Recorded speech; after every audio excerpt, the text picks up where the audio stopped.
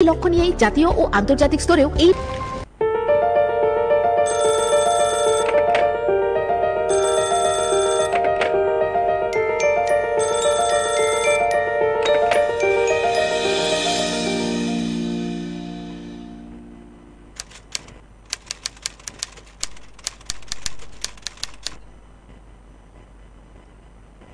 তৃতীয়বারের মতন প্রধানমন্ত্রী হতে চলছেন নরেন্দ্র মোদী। শপথ গ্রহণ রবিবার এবং তার আগে পর্যন্ত আজ এনডিএর যে বৈঠক হলো সেই বৈঠক থেকে গোটা দেশবাসীর উদ্দেশ্যে তিনি বার্তা দিয়েছেন। ত্রিপুরার মুখ্যমন্ত্রী ডাক্তার মানিক সাহা সহ অন্যান্যরা প্রধানমন্ত্রী নরেন্দ্র মোদীকে শুভেচ্ছা জানান, অভিনন্দন জানান এবং এনডিএর বৈঠকে যোগ দিয়েছেন ত্রিপুরার মুখ্যমন্ত্রী ডাক্তার মানিক সাহা সহ অন্যান্যরা। বিভিন্ন রাজনৈতিক দলের প্রতিনিধি, বিশেষ করে শরিক দলের প্রতিনিধি সহ পদাধিকারীরা সেই বৈঠকে উপস্থিত ছিলেন।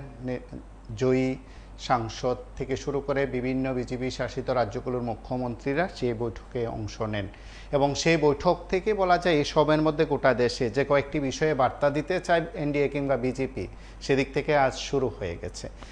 আমরা যারা দেশের রাজনীতির খবরাখবর রাখি, আগামীর পরিকল্পনা নিয়ে যারা ভাবি, রাজনৈতিক দৃষ্টিভঙ্গি থেকে গোটা দেশের পরিস্থিতি নিয়ে যারা ভাবি, তারা অবশ্যই বলবো বা তারা এই সময়ের মধ্যে বলবো, দুই পক্ষ যারা শাসকের পক্ষে বলবেন তাদের বক্তব্য থাকবে যে এই সময়ের মধ্যে সংখ্যাগরিষ্ঠতায় প্রমাণ করতে হবে প্রধানমন্ত্রী নরেন্দ্র মোদীকে, টিম নরেন্দ্র মোদীকে। সেদিক থেকে অবশ্যই সংসদের অধিবেশন ডেকে সে তার প্রমাণ দিতে হবে। তার আগে তিনি শপথ নেবেন এবং প্রধানমন্ত্রী নরেন্দ্র মোদী তৃতীয়বারের প্রধানমন্ত্রী রূপে শপথ গ্রহণ করবেন। এতটুকু সব কিছু পরিষ্কার হলেও কিছুক্ষণ আগে রাষ্ট্রপতির কাছে সরকার গড়ার আবেদন নিয়ে গেছেন এবং সেই আবেদন গ্রহণ করা হলো এবং সুতরাং সেদিক থেকে সরকার গড়ার কাজ আরও এক ধাপ এগিয়ে গেল। আজ যখন বৈঠক হলো এনডিএ, সেই বৈঠক থেকে যারা শরিক দল, যাদের নিয়ে দেশীয় রাজনীতিতে খুব চর্চা, খুব আলোচনা এবং চর্চিত বিষয়, তারাও তাদের মতন করে বক্তব্য রেখেছেন এবং আগামীর দিনগুলো নিয়ে যারা ভাবেন তাদের পরিকল্পনা, দৃষ্টিভঙ্গি, রাজনৈতিক কী এজেন্ডা, রাজনৈতিক কী রণকৌশল, তা আগামীকাল সকাল 11টায় ঠিক হবে। সেদিক থেকে কংগ্রেসের, এআইসিসির আগামীকালের বৈঠক তাও গুরুত্বপূর্ণ। কি হবে, কি হতে চলেছে, আগামীর দিনগুলো কি হবে তা না হোক পরের বিষয়। তৃতীয়বারের মতন প্রধানমন্ত্রী রূপে শপথ গ্রহণ করছেন নরেন্দ্র মোদী। সেদিক থেকে আপনার কি প্রত্যাশা, আপনি কি চান, আপনি কীভাবে দেশকে দেখতে চান, কিভাবে দেশের নাগরিক হিসাবে আপনি সুফল করতে চান, কিংবা বলতে পারেন আপনি আপনার মতন করে কি প্রত্যাশা করেন। সেদিক থেকে এই অনুষ্ঠান আপনাদের মতামত গ্রহণ করবে। আপনারা এই অনুষ্ঠানে মতামত দেবেন, আপনারা এই অনুষ্ঠান থেকে আপনার দৃষ্টিভঙ্গিতে কথা বলবেন। শুধু শুরুতে অনুরোধ, এই অনুষ্ঠান হচ্ছে আপনার এবং সকলের দিক থেকে মতামত দেওয়া, একটি দৃষ্টিভঙ্গি থেকে কথা বলা। কোনোভাবে যেন ব্যক্তি আক্রমণ, শালীনতা বজায় ব্যক্তি আক্রমণ যেন না করা হয়, শালীনতা বজায় রাখবেন, এই অনুরোধ শুরুতে করছি। কারণ কোনোভাবে আমরা রাজনৈতিক তরজায় জড়াতে পারি, রাজনৈতিক বিতর্কে অংশ নিতে পারি, রাজনৈতিক দৃষ্টিভঙ্গি থেকে একটি বক্তব্য উপস্থাপন করা হলে তার বিপক্ষে কথা বলতে পারি। তার অর্থ এই নয় যে কোনো না কোনোভাবে সেখানে কিছুটা সীমা ছাড়িয়ে কথা বলা বোধ হয় উচিত নয়। এবং আমি আরও একবার বলি যে এই অনুষ্ঠান যেহেতু লাইভ অনুষ্ঠান, সুতরাং সেদিক থেকে এডিট করার কোনো সুযোগ নেই। আপনাদের কথাগুলো প্রত্যেকে শোনেন, সেদিক থেকে শুরুতেই অনুরোধ করলাম। এবং এই সময়ের মধ্যে অনেকেই কথা বলার চেষ্টা করেছেন, কথা বলতে চেয়েছেন, আপনার প্রতিক্রিয়া জানাতে চেয়েছেন। আমি আরও একবার আপনাদের কাছে অনুরোধ করি, আপনারা চেষ্টা করুন, কথা বলুন এই অনুষ্ঠানে, আপনার মতামত দিন। রাজনৈতিক দৃষ্টিভঙ্গি হোক, রাজনৈতিক দৃষ্টিভঙ্গির বাইরে হোক, আপনি যেভাবে চাইছেন ঠিক সেভাবে মতামত হোক। ব্যক্তি আক্রমণ না, শালীনতার গণ্ডি ছাড়াবেন না, সেই প্রত্যাশাই শুধু রাখি। আমরা শুনি প্রধানমন্ত্রী নরেন্দ্র মোদী, তত্ত্বাবধায়ক প্রধানমন্ত্রী নরেন্দ্র মোদী রাষ্ট্রপতি ভবন থেকে ফিরে এসে সংবাদ মাধ্যমের মুখোমুখি হয়ে কি বলছেন। नमस्ते साथियों, चुनाव में जैसे हम लोगों को भी दौड़ धूप रहती है, मीडिया के साथियों को भी बहुत परिश्रम करना पड़ता है, रात दिन दौड़ना पड़ता है, अलग अलग लोकेशन को कवर करना पड़ता है। तो आप लोगों ने भी बहुत कष्ट उठाया है।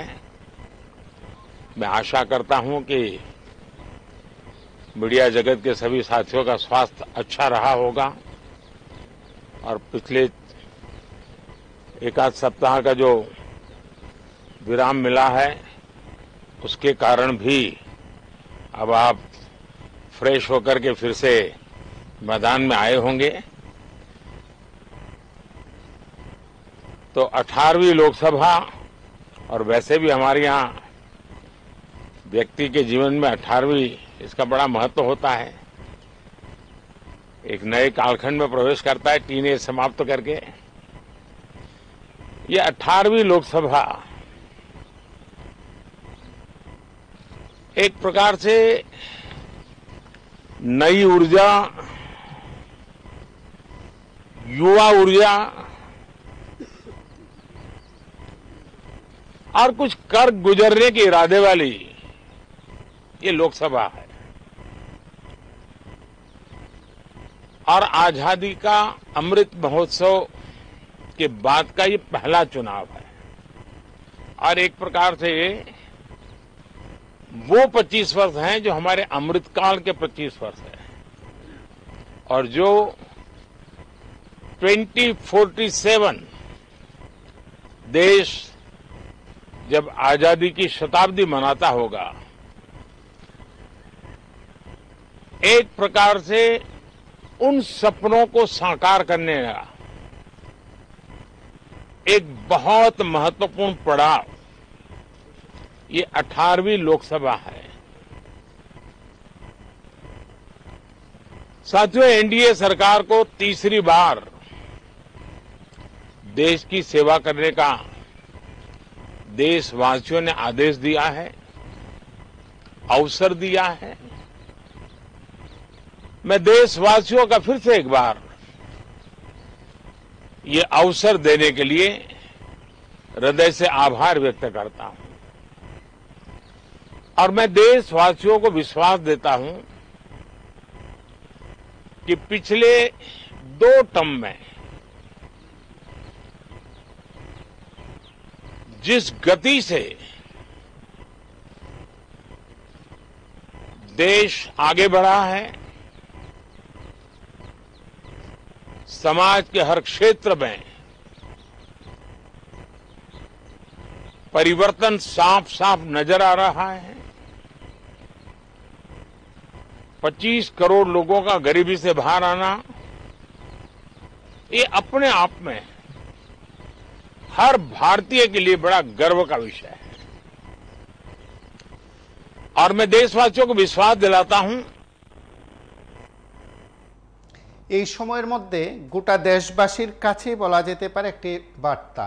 রাজনৈতিক দৃষ্টিভঙ্গি থেকে আগামীকালের বৈঠককে, কংগ্রেসের এআইসিসির বৈঠককে যেমন একটা ব্যাখ্যা করা হয়, ঠিক তেমনি আজ এনডিএর বৈঠককেও সেদিক থেকে ব্যাখ্যা করা হয়। কেউ কেউ বলছিলেন যে এই সময়ের মধ্যে প্রত্যাশার বিষয় আছে, দেশবাসী হিসেবে আপনি প্রত্যাশা করতেই পারেন। নমস্কার, কে বলছেন? থেকে বলছি। হ্যাঁ, আপনারা আজকে প্রধানমন্ত্রী তো নতুন করে আবার শপথ বাক্য পাঠ নিব, তার জন্য আমরা ধন্যবাদ জানাই। আজকে প্রধানমন্ত্রীর মুখে যেই ভাষাটা আমরা শুনছি, আমরা দেখছি আজকে 10 বছর যাবৎ কিন্তু এনডিএ কথাটা না আইয়া ভারতীয় জনতা পার্টির কথাটা আইতো, কিন্তু আজকে কথাটা এনডিএ কইছে এবং আমরা কথা কইছে, সেটাতে ধন্যবাদ। তবে আমরা মনে করি যদি ভারতবর্ষটা যে প্রধানমন্ত্রী হইব দায়িত্ব নিয়ে ভারতবর্ষরা জাত বা ধর্ম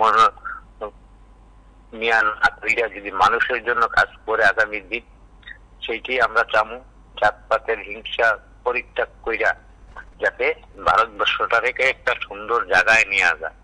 এনে বারবার মাত্র টেইলার 10 বছর একটা সিনেমা করতে যদি 3 ঘন্টার সিনেমাতে আধা ঘন্টা টেইলার, আর 10 বছর যদি আমাদের ভারতবর্ষের টেইলার দেখায় আর পুরা পিকচার আমরা কত বছর পরে জানি দেখাইব ভগবান জানে। তবে আমরা চামো এই যতদিনই করতে পারে এই শরিক দালালিয়া এর মধ্যে যাতে মূল পিকচারটা আমরা দেখতে পারি মাননীয় প্রধানমন্ত্রীর কাছে।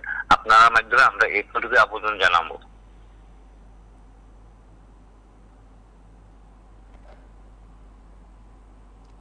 নমস্কার, কে বলছেন? হ্যালো,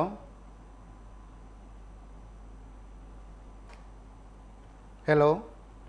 এবং আমরা এতটুকু বলতে পারি, একজন দেশবাসী হিসেবে আপনার রাজনৈতিক দল যেই দলই করুন না কেন, আপনার প্রত্যাশা থাকবে যিনি সরকারে বসবেন তিনি গোটা দেশবাসীর জন্য তিনি কাজ করবেন, এই আশাটুকু করা যায়। কিংবা যিনি প্রধানমন্ত্রী হবেন বা প্রধানমন্ত্রী নরেন্দ্র মোদী তৃতীয়বারের মতো শপথ নেবেন, তিনি দায়বদ্ধ গোটা দেশবাসীর কাছে।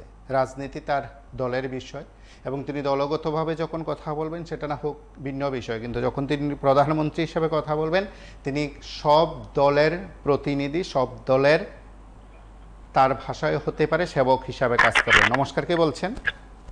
দাদা নমস্কার। হ্যাঁ বলুন। বলছিলাম আমাদের ভারতের প্রধানমন্ত্রী মাননীয় নরেন্দ্র মোদী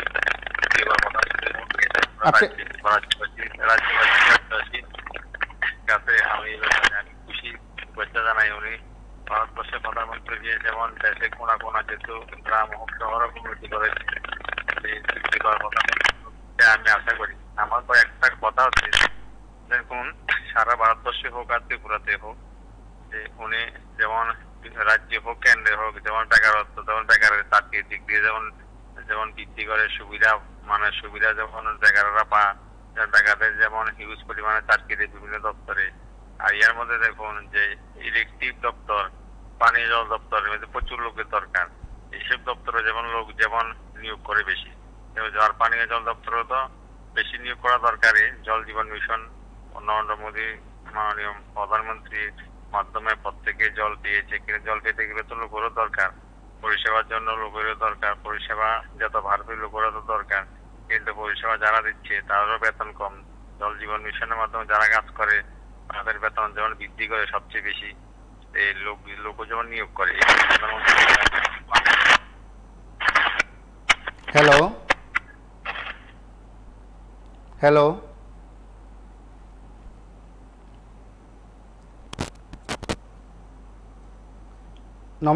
নমস্কার, কে বলছেন?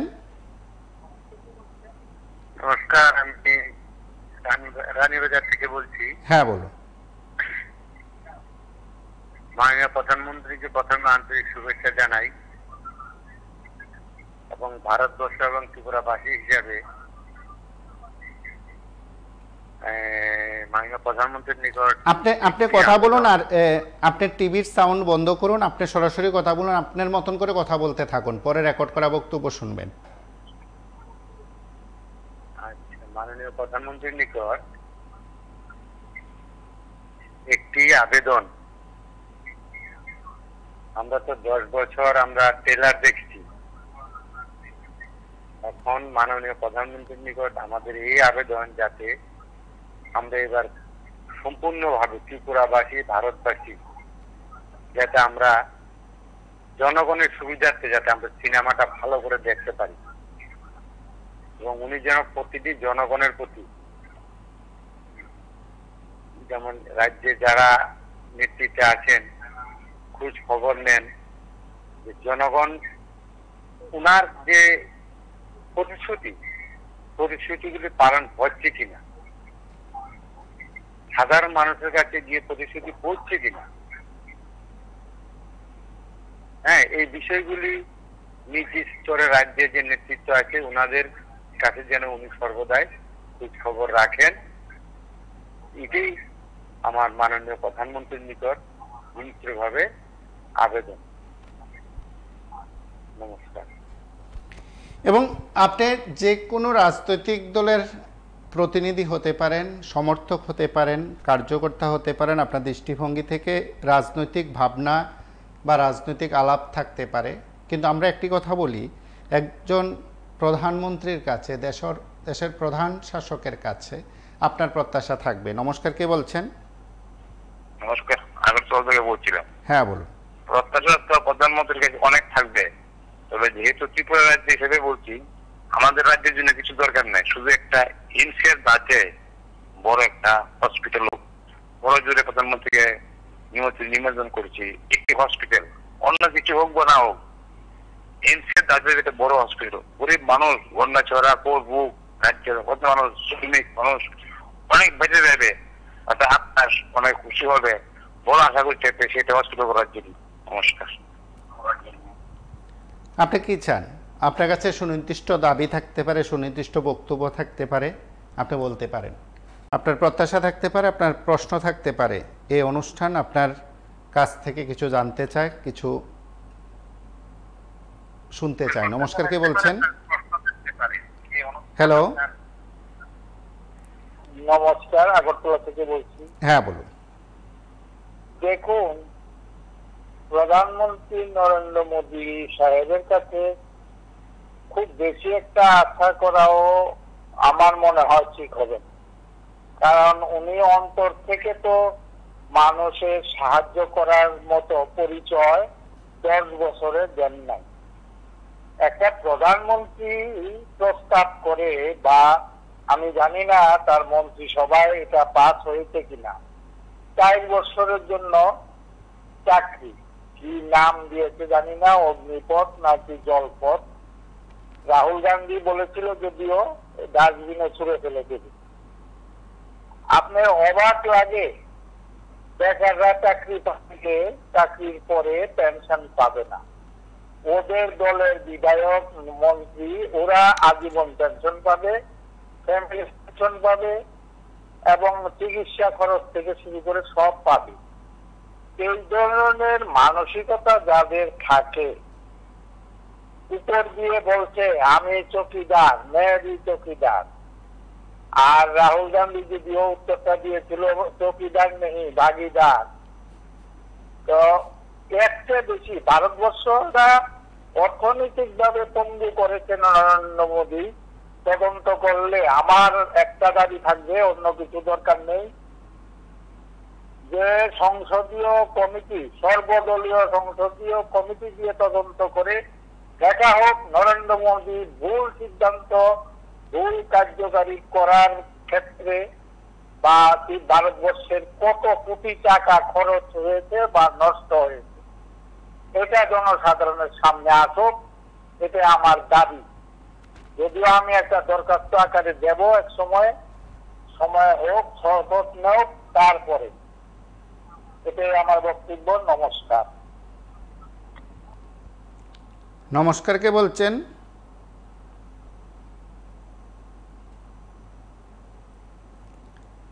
নমস্কার, কে বলছেন? নমস্কার, উদয়পুর থেকে বলছি। আমাদের তৃতীয়বারের প্রধানমন্ত্রী নরেন্দ্র মোদী তৃতীয়বারের প্রধানমন্ত্রী হচ্ছে, প্রথমে তাদেরকে আমরা স্বাগতম জানাই। আর প্রত্যাশা তো ভারতবর্ষ প্রধানমন্ত্রী এবং ভারতের অঙ্গরাজ্য ত্রিপুরা হিসেবে আমরা প্রত্যাশিত থাকতে পারি। কারণ 10 বছরে তো আশায় আমরা বুক বেঁধে রয়েছিলাম। কিন্তু আমরা যাই হোক, এখন তৃতীয়বারের জন্য আবার প্রধানমন্ত্রী হয়েছে। আমরা যেহেতু ত্রিপুরাবাসী, আমরা ত্রিপুরা থেকে আমরা আবেদন করব ত্রিপুরা রাজ্যের মানুষের সাথে যে কথাগুলো দিয়েছিল সেটি যাতে আগামী দিন বাস্তবায়ন করতে পারে। কারণ ত্রিপুরা রাজ্যে বেকারের ঊর্ধ্বমুখী হয়ে রয়েছে। এই বেকারের কর্মসংস্থান যাতে এই সরকার তৃতীয়বারে প্রধানমন্ত্রী নজর দেয়, এবং এনডিএ যে শরিক দল তাদের যাতে ত্রিপুরা রাজ্যে নজর দেয় সেদিকে আমরা আবেদন করব। কারণ ত্রিপুরা রাজ্যের school, college, hospital, electric department, সমস্ত ডিপার্টমেন্ট গুলা শূন্য করে রয়েছে, সেদিকে যাতে নজর দেয়, এবং গ্রামীণ রাস্তাঘাট যে বেহাল দশা হয়েছে সেদিকে যাতে নজর দেয়। কারণ এই রাজ্যের, ত্রিপুরা রাজ্যের মানুষ এই সরকারের, এই যে বিজেপি সরকার, এই কথাটা এখন আসবে কম। কারণ এখন যেহেতু এনডিএ সরকার, কথাটা বিশেষ করে এনডিএ আসবে, তার কারণ তারা সবসময় বলতো বিজেপি কেন্দ্রের বিজেপি সরকার, মোদী সরকার, সেই কথাটা আসবে না। কারণ একটা দিক হলেও, কারণ এনডিএ এখন কথাই বলতে হবে আমাদের এনডিএ সরকারের নেতৃত্বে ভারতবর্ষ চলছে এবং ভারতবর্ষের মানুষের জন্য কাজ করবে।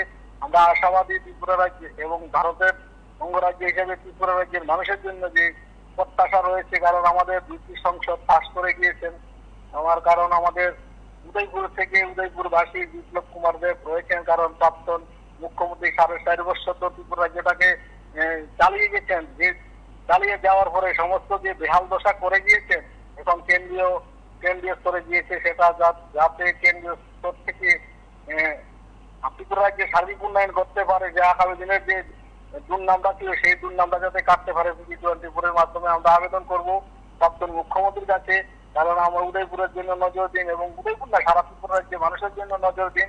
কারণ যাতে আগামী দিনে সুন্দর ত্রিপুরা ঘুরতে পারে। কারণ সবকা সাথ সবকা বিকাশ বলে করার জন্য, কিন্তু কোনোটাই এই ত্রিপুরার যে সমর সময় হয় না। একদিন গেলে 5 দিন যাওয়ার লাগে একটা অফিসের মাধ্যমে, সেটা যাতে না হয় এবং বেকারের কর্মসংস্থান এবং বেকারের স্বার্থে সমস্ত শ্রমিকদের স্বার্থে এবং যারা বেকার যে বরাদ্দ কমিয়ে দিয়েছে কেন্দ্রীয় সরকার, সেটা যাতে নতুন এনডিএ সরকার আসার পর সারা ভারতবর্ষের মাধ্যমে যাতে বেকার শ্রম দিবস যাতে বৃদ্ধি করে, সেদিকে আমরা টিভি24 এর মাধ্যমে এনডিএ সরকারের নেতৃত্বে প্রধানমন্ত্রীর কাছে আমরা আবেদন করব এবং যারা এনডিএ তে রয়েছেন চন্দ্রবাবু নাইডু এবং নীতিশ কুমার, তাদের কাছে আমরা আবেদন করবো সারা ভারতবর্ষে যাতে যে রেগাটাকে চালু করে সাধারণ মানুষের জন্য যাতে গ্রামীণ অর্থনীতি যাতে মজবুত করতে পারে, সেদিকে যাতে লক্ষ্য রাখে, সেটা আমরা টিভি24 মাধ্যমে বললাম। নমস্কার। নমস্কার, কে বলছেন? হ্যালো হ্যালো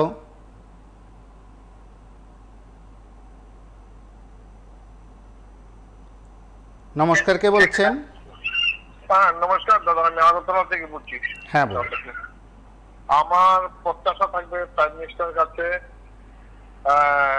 দেশের যে অবস্থা, শোচনীয় অবস্থা, তার জন্য ওনার কাছে আমার প্রত্যাশা হবে এটা, এই যে দুর্নীতিও বন্ধ করার একটা আবেদন এটার মধ্যে থাকবে।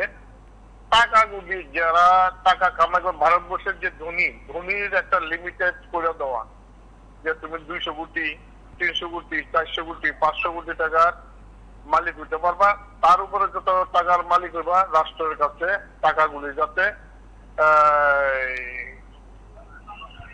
রাষ্ট্রীয়করণ করা হয়, টাকাগুলি ফেরত না।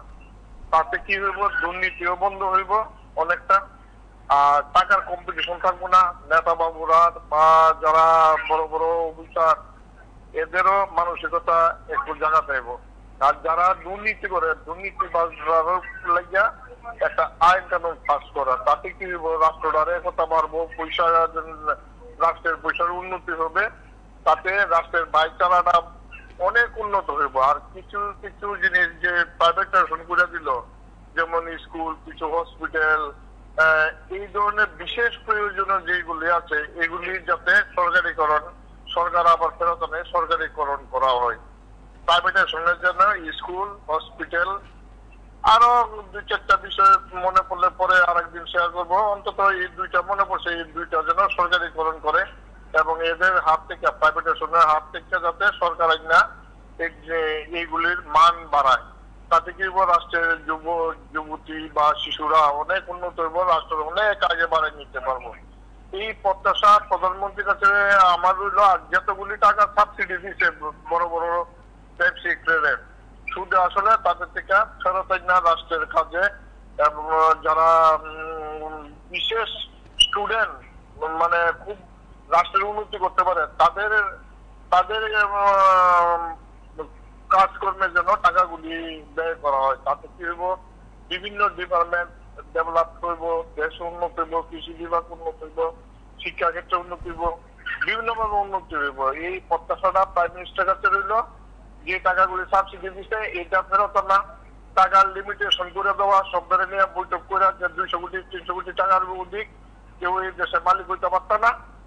আর সরকারি যেগুলি ডিপার্টমেন্ট বিক্রি করছে এগুলো পুনরায় সরকারিকরণ করা, যেমন এয়ারপোর্ট, রেলওয়ে, ব্যাংক, ওএনজিসি, এরকম অনেকগুলি ডিপার্টমেন্ট আছে, বিএসএনএল, এগুলো যাতে আবার সরকারিকরণ করে।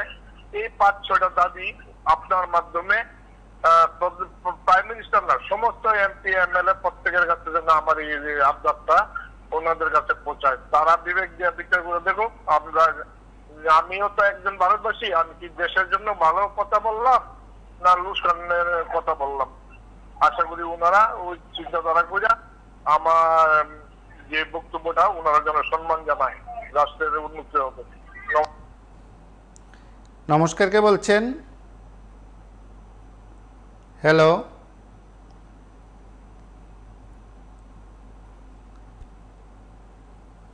বলুন। হ্যাঁ হ্যালো, হ্যাঁ বলুন। আমি আগরতলা থেকে বলছি। টিভির সাউন্ডটা বন্ধ করুন। আপনার প্রত্যাশা, আমি প্রথম বলবো 6 বছরে ত্রিপুরার জন্য যে টাকা বরাদ্দ করেছে কেন্দ্রীয় সরকার তার পূর্ণাঙ্গ হিসাব নিকাশ যাতে মাননীয় প্রধানমন্ত্রী নেন, কি কাজ ওনারা করেছেন, কত টাকা খরচ করেছেন, যতজন কর্মচারী নিয়োগ করেছেন, সবকিছু যেন খতিয়ে দেখেন। কারণ এই রাজ্যে যতগুলি টাকা এসছে তার টাকা কিন্তু সঠিক হিসাব ঠিক মতো হয়নি, এটা আমার প্রত্যাশা।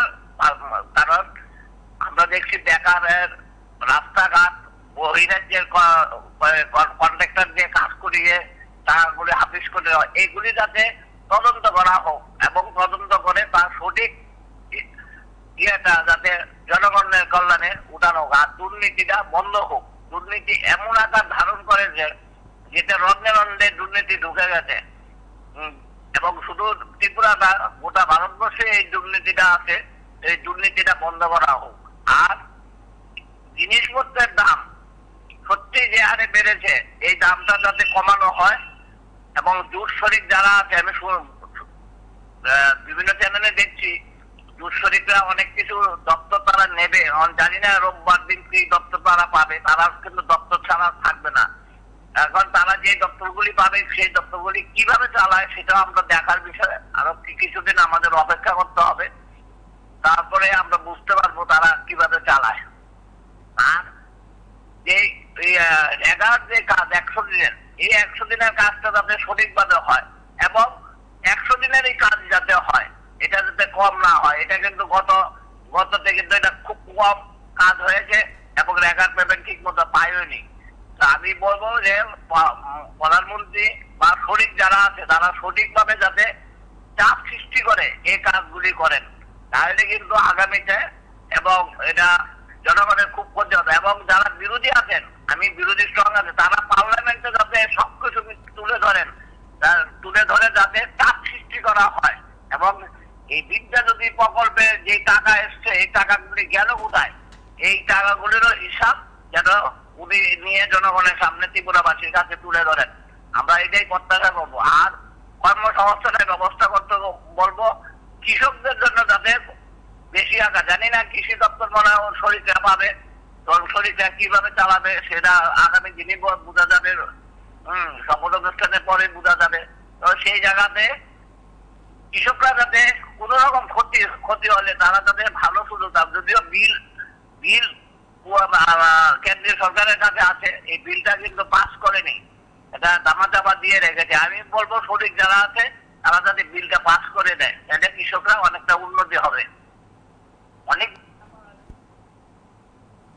নমস্কার, কে বলছেন?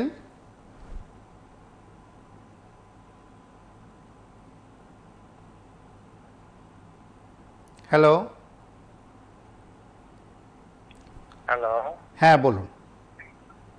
আমি চম্পকনগর থেকে বলছি। হ্যাঁ বলুন। প্রথমে আপনাকে একটা প্রশ্ন করছি, আপনি তো প্রতিদিন আমাদের ইকোনমিক অনুষ্ঠানটা করেন, এই মাননীয় প্রধানমন্ত্রীর কাছে যে প্রত্যাশাটা সেটা কি আমরা রাখলে পূরণ হবে?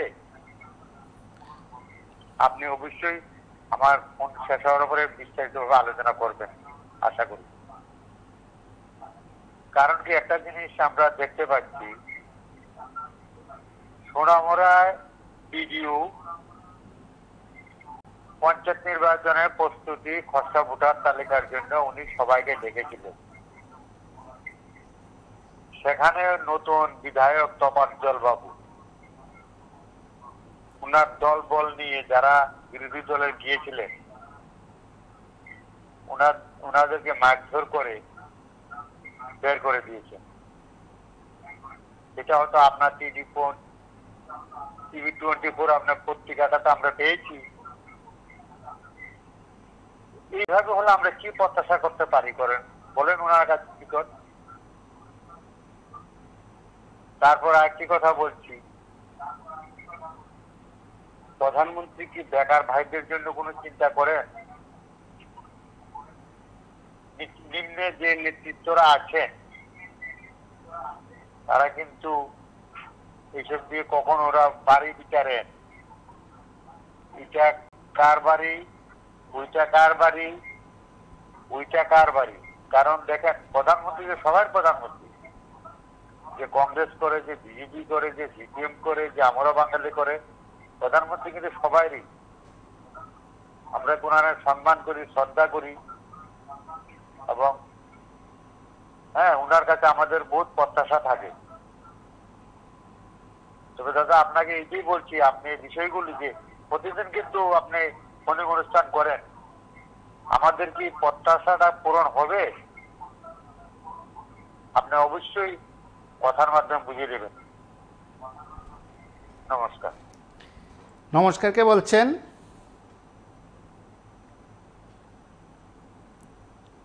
নমস্কার, কে বলছেন?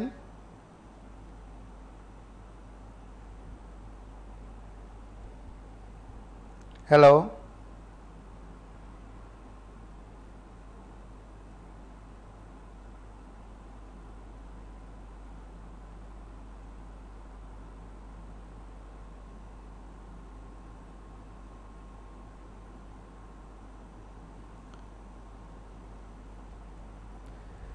আমরা আরো একবার শুনি আজ এনডিএর বৈঠকে তত্ত্বাবধায়ক প্রধানমন্ত্রী কি বলছেন।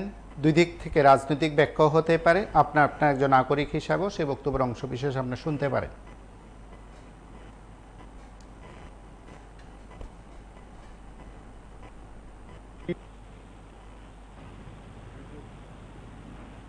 मैं सबसे पहले तो इस सभागृह में उपस्थित एनडीए घटक दलों के सभी नेतागण, नवनिर्वाचित सभी सांसदगण और हमारे राज्यसभा के भी सांसदगण, आप सबका हृदय से बहुत बहुत आभार व्यक्त करता हूं।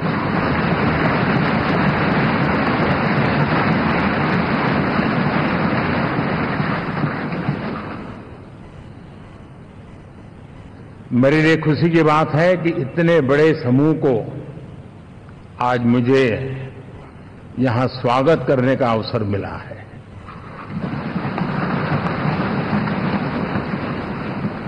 जो साथी विजयी होकर के आए हैं वे सभी अभिनंदन के अधिकारी हैं, लेकिन जिन लाखों कार्यकर्ताओं ने दिन रात परिश्रम किया है, न उन्होंने दिन देखा न रात देखी, और इतनी भयंकर गर्मी में हर दल के कार्यकर्ता ने जो पुरुषार्थ किया है, परिश्रम किया है, मैं आज संविधान सदन के इस सेंट्रल हॉल से सर झुका करके उनको प्रणाम करता हूं।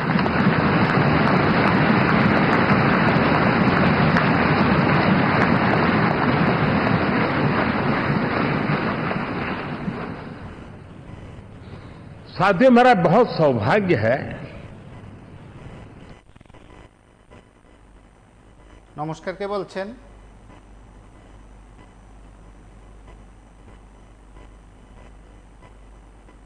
হ্যালো,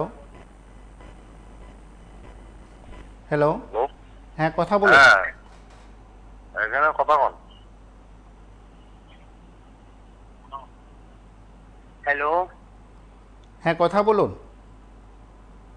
নমস্কার স্যার। এখন আমাদের কি এটা কি বিজেপি সরকার বলবো না এনডিএ সরকার বলবো?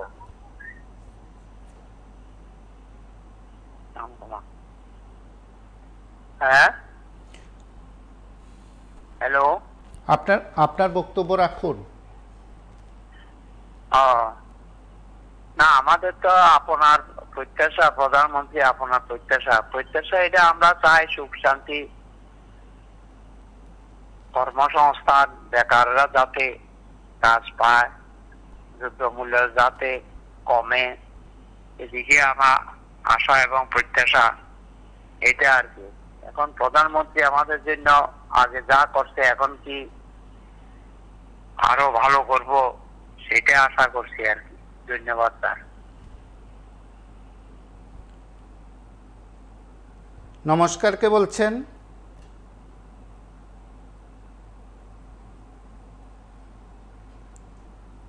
নমস্কার, কে বলছেন? হ্যালো। হ্যালো, হ্যাঁ বলুন। বলছেন যে দেখুন, অহংকারের পতন আছে।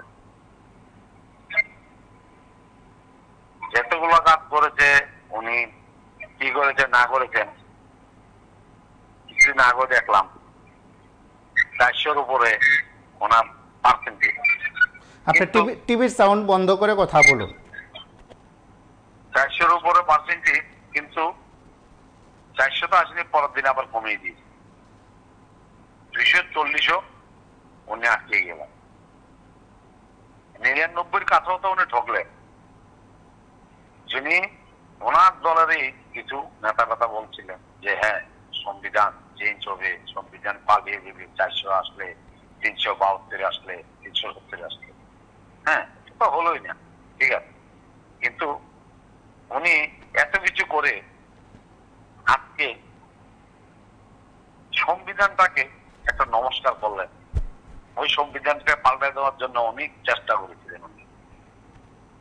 কি বুঝে যে উনি এটা করলেন এটাই মানে বুঝতে পারলাম না।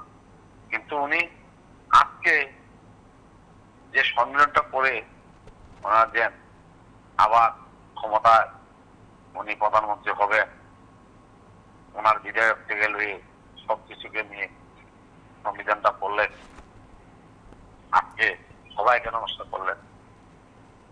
সরকারটা বেশি দিন থাকবে না দাদা, জনগণের লস হবে। দেখবেন 6 মাসও টিকবে না। কেন টিকবে না? ওনার হাতে যে চাবিটা ছিল, মেন চাবিটা, ওই চাবিটা কিন্তু ওই দুইজন সরিয়ে নিতে যাচ্ছে। কেন? সিবিআই ওরা চাচ্ছে, ওরা ওটাকে না দিলে ওরা মানবে। আর উনি যে কাজ করেছেন ওই কাজের থেকে বাঁচার জন্য ওই পদরা ওনার একটা দিতে হবে। কেন দিতে হবে? ওনার রক্ষা নেই। কেন? উনি যে 100 জনের 99 জনের পেছনে যে কাজটা করেছেন ওরাও তো ওকে পারবে না। আর 99 জন ফাঁস করে যে কাজটা করেছেন আমি সমর্থন ওদেরকে করছি। কেন করছি? ওরা 99 এসেছে, উনি 240 এসেছেন। উনি 240-এ থাকুক, আমি তো আরো বেশি যান। 99 জন ঠিক জায়গাটা আছে। কেন আছে? ওরা এসব ধরনের যুক্তি নিয়ে কাজ করবে না। ওরা ইন্ডিয়া জুটে থাকুক। আমি ইন্ডিয়া জুটে সমর্থন করছি। কেন করছি? উনি যে পারফরমেন্স যাচ্ছে ওইটা ঠিক না। কেন ঠিক না? উনি ক্ষমতা থাকার জন্য, এই লোকের জন্য, ওনার দলের লোকে তো ওনাকে মানছে না। আমরা অলি গলি সব জায়গাতে তো শুনছি। আমার দোকানের সামনেও দাঁড়িয়ে কথা বলছে, যেটা পান দোকানের সামনে বলছে, চা দোকানের সামনে বলছে, রাস্তার দাঁড়িয়ে বলছে, পেচ্ছাপ করতে যাচ্ছে, এক বন্ধু পেচ্ছাপ করছে, আর এক বন্ধু দাঁড়িয়ে কথা বলছে। ঠিক করে। নমস্কার, কে বলছেন?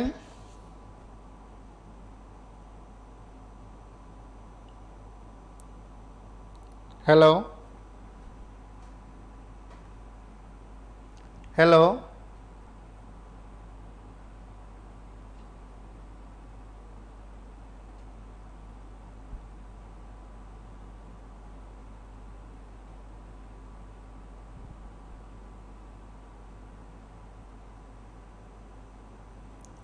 নমস্কার, কে বলছেন?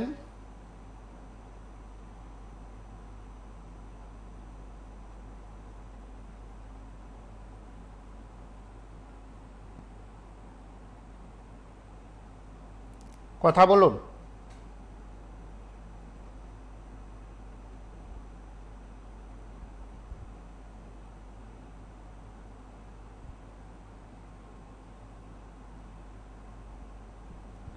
নমস্কার, কে বলছেন?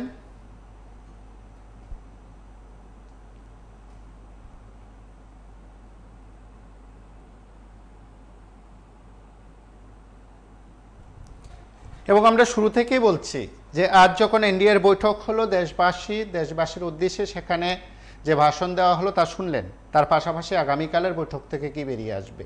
কেউ বলছেন যে এই সময়ের মধ্যে এনডিএর বৈঠক যেমন গুরুত্বপূর্ণ, তার আগে ইন্ডিয়ার বৈঠক যেমন গুরুত্বপূর্ণ ছিল, ঠিক তেমনি আগামীকাল এআইসিসির যে বৈঠক সেটাও খুব গুরুত্বপূর্ণ।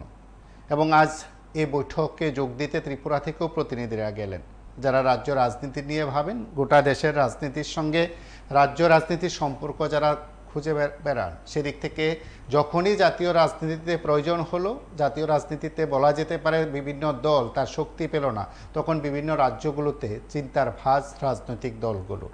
কেউ কেউ বলছিলেন যখন টানা কংগ্রেসের ক্ষমতা ছিল, তারপর যখন সমস্যা বাড়ল, কংগ্রেসও হতে পারে, যখন সমস্যা বাড়ল রাজ্যগুলোর উপর নির্ভর হতে হলো। কারণ কখনো কখনো লোকসভায় যখন সংখ্যাগরিষ্ঠতা প্রমাণ করতে না পারার আশঙ্কা থাকে, তখন কিন্তু রাজ্যসভা থেকেও সাংসদ করে সেই আশঙ্কা দূর করার চেষ্টা হয়। কখনো কখনো তার প্রমাণ এ দেশবাসী দেখেছেন। তার আগে যদি এই কথা বলা যায়, এই সময়ের মধ্যে জাতীয় রাজনীতিতে খুব আলোচনা চলছে। একদিকে ইন্ডিয়ার বৈঠক, এনডিএর বৈঠক চর্চা, আগামী দিনে কী হবে। ইতিমধ্যে ইন্ডিয়ার বৈঠক থেকে জানানো হয়েছে সরকার গড়াতে তারা যাচ্ছেন না, এবং বিজেপি সেখানে সরকার করবে। স্বাভাবিক কারণে বিজেপির আসন সংখ্যা বেশি। সেদিক থেকে আজ রাষ্ট্রপতির কাছে আবেদন করা হয়, সেদিক থেকে সরকার গড়ার অনুমতি ছিল। প্রধানমন্ত্রী হিসাবে রবিবারে শপথ গ্রহণ করছেন নরেন্দ্র মোদী, তৃতীয়বারের মতন প্রধানমন্ত্রী হচ্ছেন। সেদিক থেকে এনডিএর সরকার হচ্ছে। এই সরকার বিজেপির কিনা অনেকে জানতে চেয়েছেন। আপাতত তো এনডিএ সরকার হিসাবেই যে কথা শোনা গেল, জাতীয় রাজনীতি হোক রাজ্য রাজনীতি, আপনার মতন করে আপনি বিষয়টা জানতে চেয়েছেন, তখন সেই প্রশ্ন রাজনৈতিক দলের নেতাদেরই দিতে হবে। আপাতত তো বিজেপির নেতৃত্ব সেদিক থেকে জানেন। এবং আমরা জানি যে এই বৈঠকে রাজ্যের প্রেক্ষাপট, এই কারণে বলছি, এই বৈঠকে রাজ্য থেকেও প্রতিনিধিরা গেছেন। মথা আইপিএফটির প্রতিনিধিরা গেছেন, সর্বাধিনায়ক সংগঠনের সর্বোচ্চ পদে আসীন ব্যক্তিরা গেছেন, বিজেপির প্রদেশ সভাপতিও সেই বৈঠকে গেছেন। সেদিক থেকে কি নিয়ে আসবেন? কেউ কেউ বলছিলেন তার আগে আমরা কয়েকটি বিষয় সেখানে আলোচনা করেছি, আপনারাও সেই বৈঠকগুলোতে ব্যাখ্যা করার চেষ্টা করেছেন, এবং কেউ কেউ এই বৈঠকগুলোকে তার মতন করে ব্যাখ্যা করতে চেয়েছেন। নমস্কার, কে বলছেন? হ্যালো, নমস্কার, আমি কোয়েট থেকে বলছি। হ্যাঁ, বলুন। প্রধানমন্ত্রী মোদী প্রত্যাশা মানে আমাদের আর মোদী প্রধানমন্ত্রী হবো তো এটা অ্যাডভান্স আমি আগে জানি, কিন্তু ইন্ডিজুডের পিন্ডি চটকে গেছে। আর আরেকটা কথা হলো ওই মৌলবাদী কুমারঘাটবাসী এটা যেটা কইতেছে 29 পর্যন্ত আবার কিন্তু মোদীর নেতৃত্বে ভারতবর্ষে সরকার গঠন হবে। মোদীর নীতি 29-এর পরে একটা সরকার টাইম হচ্ছে 5 বছর, 5 বছর পাস করলে পরে আবার কেডা আইব এটা, কিন্তু 29 অব্দি ওই যারা লাইভ অনুষ্ঠান বা ফেসবুক ইউটিউব 29 অব্দি কিন্তু ওই বিজেপির বিরুদ্ধে কথা, কিন্তু কোনো কাম হবে না। আর ইন্ডিয়া সিপিএম তো সারা ভারতবর্ষে শূন্য, জিরো। আবার আমরা কয়েকদিকে কথা সিপিএম পাগল আছে, এরা খালি চিল্লাই গেলে সরকার এবার নমস্কার।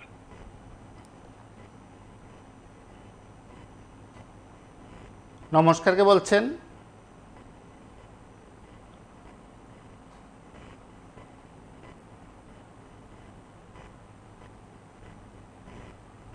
নমস্কার, কে বলছেন? এবং নমস্কার, কে বলছেন? এবং দেশীয় রাজনীতিতে এখন থেকে কিন্তু খুব চর্চা শুরু হয়েছে, বলতে পারেন। অনেকে বলছিলেন কয়েক বছর আগের কথা, আমি বরাবরই কথাগুলো বলি যে রাজনীতিতে কখন কি হয় কেউ বলতে পারেন না। আজ যাকে দেখছেন রাষ্ট্রপতির কাছে গেছেন, যাদেরকে দেখছেন তারাও তো আবার সেই দাবি নিয়ে আবার রাষ্ট্রপতির কাছে যেতে পারেন।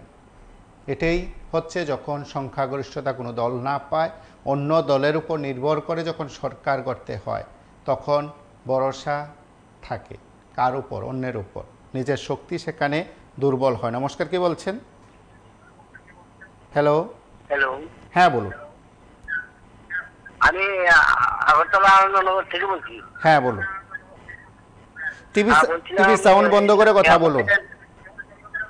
মোদী সরকার তৃতীয়বার প্রধানমন্ত্রী হচ্ছে, তার জন্য আমি ওনাকে সাধুবাদ জানাচ্ছি। টিভি সাউন্ড বন্ধ করুন। পাশাপাশি আমি বলছি, উনি 18তে যে ঘরগুলা দিয়েছেন আমাদের, পিএম যোজনা যে ঘর দিয়েছেন, ঘরের রেগা প্রকল্পের যে 20,000 টাকা দেওয়ার কথা ছিল, সেই টাকাগুলো এখন পর্যন্ত বিভিন্ন পঞ্চায়েতে দেওয়া হয়নি। তার জন্য আমি একটা আবেদন রাখছি ওনার কাছে, যাতে ওই টাকাগুলো সঠিক টাইমে আমাদের দেওয়া হয়। হ্যালো, শোনা যাচ্ছে, আপনার কথা প্রত্যেকে শুনছেন।